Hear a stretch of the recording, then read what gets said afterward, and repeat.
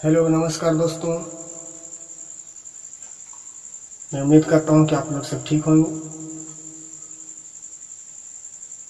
और मिस्टर अंकित यादव के इस चैनल पर आने के लिए सभी छात्र छात्राओं को मैं तहे दिल से हार्दिक स्वागत करता हूँ। आज मैं आप लोग के बीच में जिस टॉपिक को लेकर को मैं उपस्थित हुआ हूँ उस टॉपिक का नाम है भारतीय नागरिकता। भारतीय नागरिकता की टॉपिक को पढ़ाने का सबसे मूल उद्देश्य है कि हमारे देश में हाल ही फिलहाल में नागरिकता संबंधित कानून को लेकर के हमारे देश के कई शहरों नगरों में विरोध प्रदर्शन हुआ। कई हमारे देश के लोगों को जाने भी गई विरोध प्रदर्शन के दौरान। इसलिए मैं आप लोग को समझाना चाहता हूं कि भारतीय नागरिकता से संबंधित कौन कौन से प्रावधान हैं हमारे भारतीय संविधान में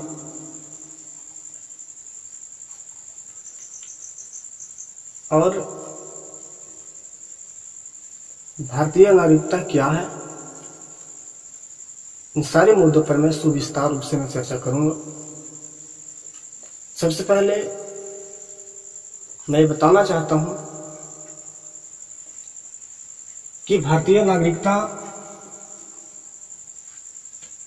अधिनियम के अंतर्गत भारतीय नागरिकता अधिनियम 1955 के अंतर्गत भारत में एकल नागरिकता का प्रावधान किया गया है।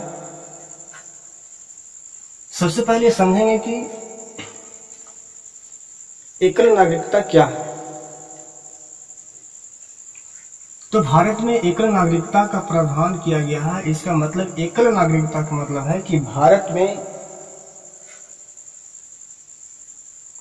में रहने वाला यानी भारत का नागरिक किसी अन्य देश का नागरिक नहीं हो सकता। एकल नागरिकता का तात्पर्य है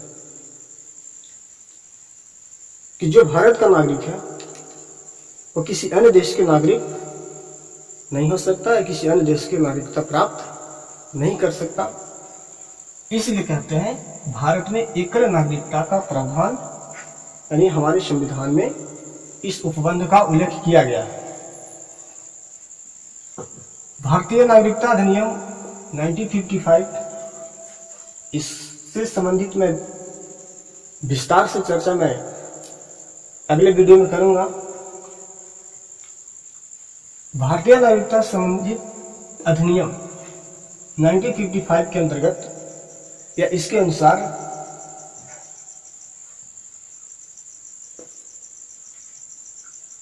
विभिन्न शर्तों के आधार पर भारत में नागरिकता प्राप्त किया जा सकता है।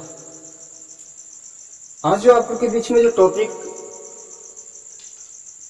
जो भारतीय नागरिकता से संबंधित जो लेकर के उपस्थित हुआ हूं उसमें मैं ये बताना चाहता हूं कि भारत में नागरिकता कैसे ली जा सकती है यानी कैसे प्राप्त किया जा सकता है और भारत में नागरिकता को कैसे बर्खास्त किया जा सकता है, कैसे अंत किया जा सकता है, कैसे छीन लिया जाता है। इस दोनों मुद्दों पर आपको मैं विस्तार रूप से चर्चा करूंगा।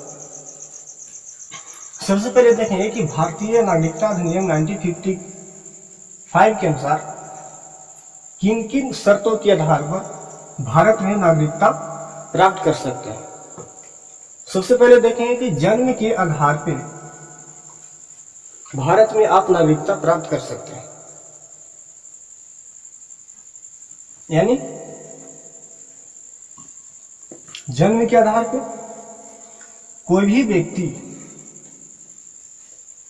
जिसका जन्म संविधान लागू होने यानी 26 जनवरी 1950 या 1 जुलाई 1987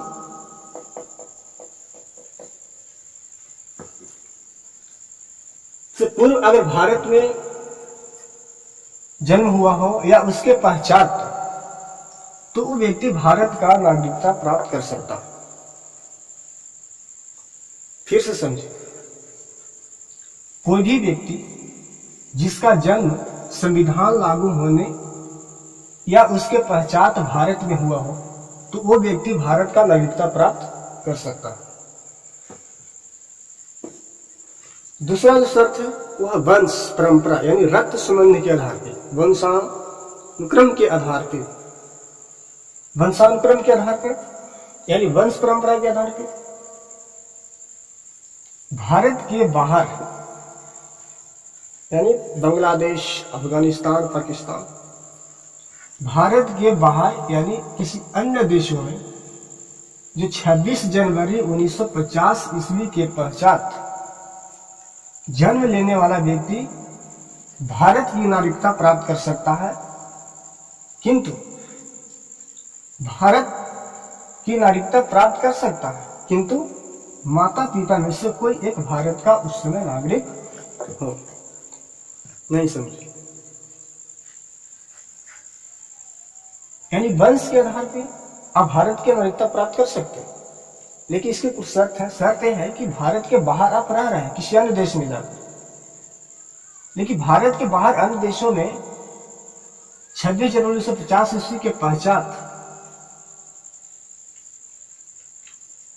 अगर कोई व्यक्ति का जन्म होता है तो उस व्यक्ति को भारत का नागरिकता दिया जाएगा, किंतु उसके माता पिता में से कोई भारत का नागरिक हो। तीसरी जो शर्त है वो है देशीकरण। देशीकरण यानी भारत सरकार से देशीकरण प्रमाण पत्र प्राप्त करके आप भारत की नागरिकता प्राप्त कर सकते हैं। इसका मतलब कि आप भारत सरकार से, इंडियन गवर्नमेंट से आप देशीकरण यानी देशीकरण, देश का करण, एकीकरण यानी देश के करण के प्रमाण पत्र के आधार पर आप भारत की नागरिकता प्राप्त कर सकते हैं। अगला जो शर्त है वो है पंजीकरण। ये थोड़ा सा गौर से ध्यान दें क्योंकि यह बहुत इंपॉर्टेंट मुद्दा है। पंजीकरण, पंजीकरण के आधार पर,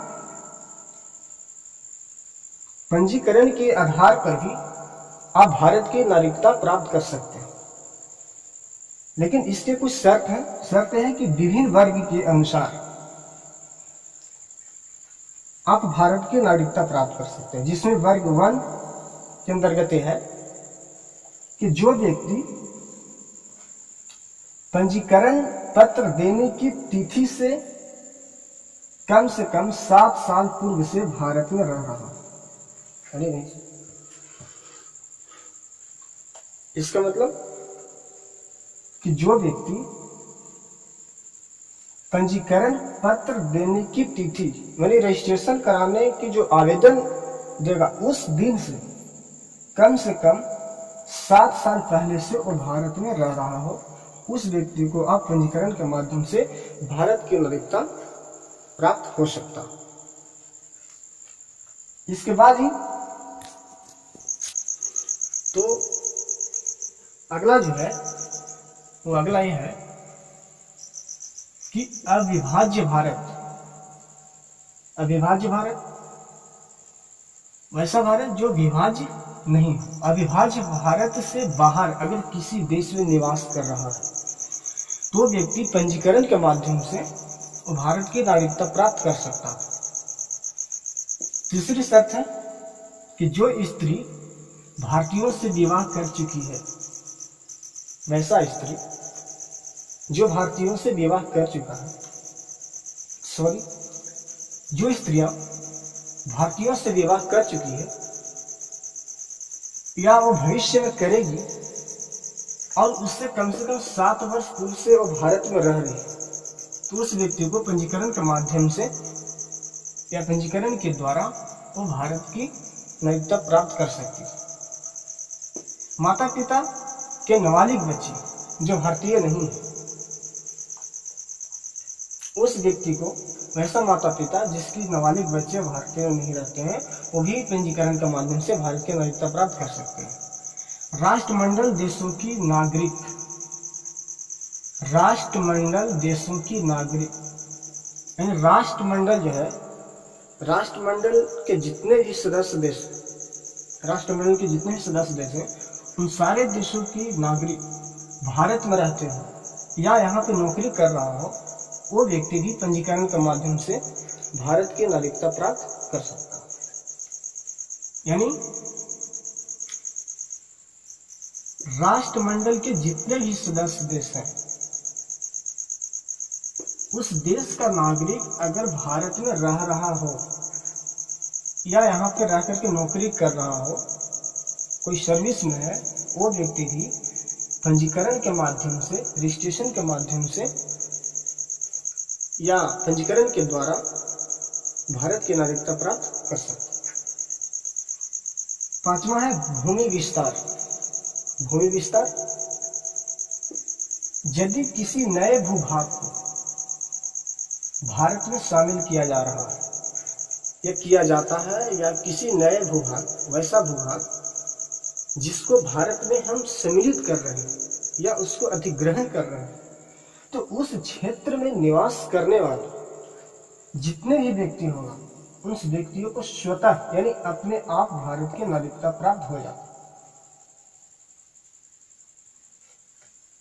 यदि किसी नए भूभाग, वैसा भूमि का क्षेत्र, ऐसा भूक्षेत्र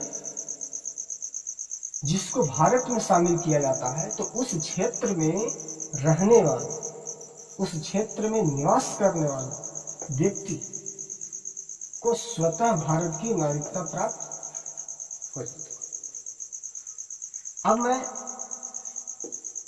पीपीटी के पॉइंट विषय है कि भारतीय नागरिकता संविधान के भाग 2 एवं अनुच्छेद 5 से 11 यानी 5 से 11 के बीच में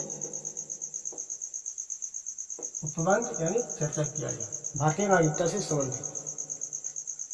अब मैंने आपको ये बताया कि कैसे भारत की नागरिकता प्राप्त की जा सकती है। अब मैं अगले वीडियो में बताऊंगा कि भारत की नागरिकता से कैसे बर्खास्त यानी भारतीय नागरिकता को कैसे अंत रद्द किया जा सकता है। इससे संबंधित मैं अगले वीडियो में आपको बताऊंगा। Thank you, all the best.